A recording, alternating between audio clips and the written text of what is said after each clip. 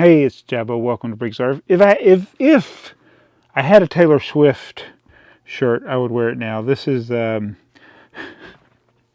never have a Taylor Swift shirt, but nothing against Taylor Swift. Anyway, I'm going to talk about albums and what's in this package. So this is a Bricklink haul. And how can I make this Lego haul relate to albums? You know, I have some of my favorite bands. They Might Be Giants is one, and I probably should have wore They Might Be Giants shirt, but it's baseball season, so I wore this Brick Stackers or Clutchers or opening day. Oh, I should have wore this opening day. Actually, I pulled this shirt out, and I was going to wear it on opening day. But I thought opening day was later than it was. I was supposed to wear this in March, and I was like, oh. And then opening day got rained out anyway. And so I could have worn it on opening day, like for the Braves, but I didn't. But anyway, I got different favorite bands. They Might Be Giants, REM, Pylon, Let's Active, Kraftwerk. And the ones... like Pylon hasn't been around since the early 90s. But they have re-released albums, and they actually put in print some things from live performances that never were released in album form, and they repackaged them with different like LPs. They did LPs, and they did cassettes. I actually bought both versions, and I'm thinking, what am I doing? It's a way of supporting the remaining surviving members of the band.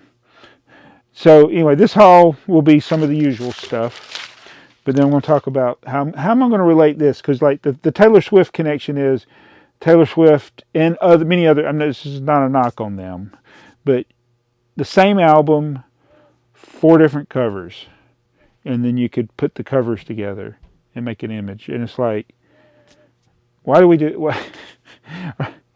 And people will buy it because it's become a collectible. And it's like, what happened to just, you had the original album, and that was the album. You didn't need to have the reprint of it with a different color vinyl or a different picture on the cover, but that's what we do. And I've only done it for They Might Be Giants. I think there may be some others, and I don't think I would. In Pylon, I take it back. I've done it for. Oh my goodness, I'm a sucker.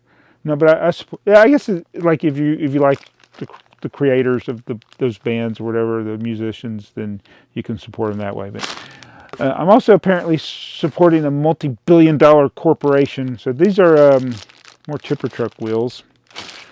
Finally, these Fabuland oars, and then there's also a little brush, are very expensive, and it's hard to find a seller that has 2. And I needed those for the little fisherman's cottage. So hopefully very soon I'm going to get back to building the. I still got like 260 something days left in the year. But I want to get work on the Fabuland and the Legoland stuff. I want to build those, and they also had some tipper. This is interesting.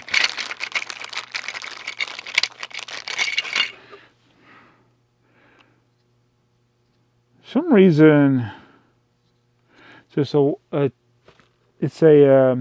2x4 brick, but it's kind of opaque.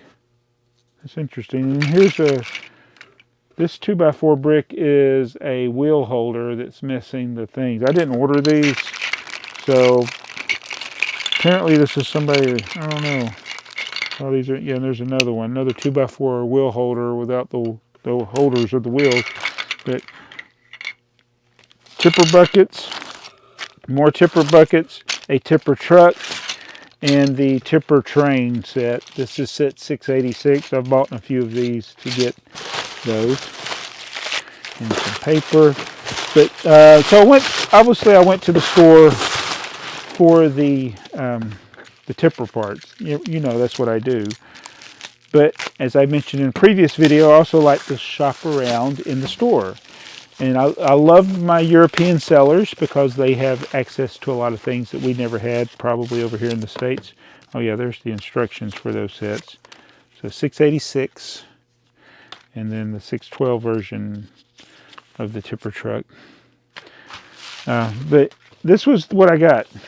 And this is the Lego equivalent of the album cover variations by music artists. This is a box. It looks like a shoebox, a little micro-sized shoebox for like 5-year-olds. What did I just step on? This little kid holding the story of the Lego brick brochure there. Oh, so I'll look at this later, but it's like a literal story.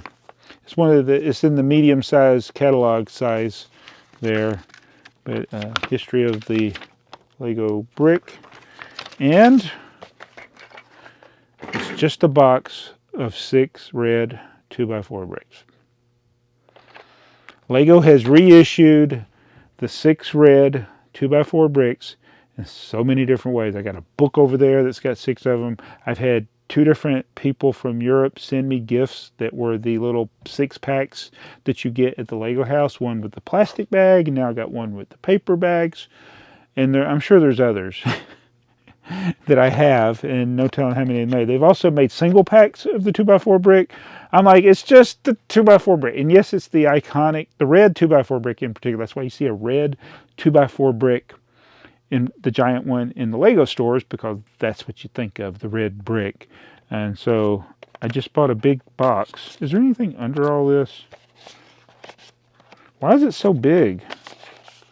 This is like the biggest case of box. Well, even though the box is small, a small shoebox size, is still massively large for what's in here. And I'm afraid of destroying. Yeah, I don't want to destroy it. Is there something else in here? Does anybody know? So, yeah, 6 red 2x4 bricks. And when was this pamphlet from? 2008. Oh, yeah. This is from the 50th anniversary of Lego. The Lego patent, I mean, not of Lego. Wow, that was 16 years ago. Oh my God. So I'm trying to think.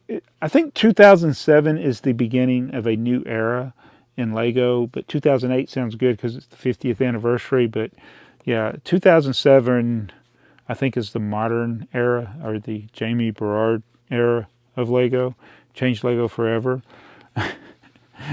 And then this is in 2008. So it's hard to believe this came out 16 years ago that we got this. But yeah, it's just 6 red 2x4 bricks. So I'm just like every other crazy fan of some music artists, and I just got 6 more red bricks that I paid way too much for.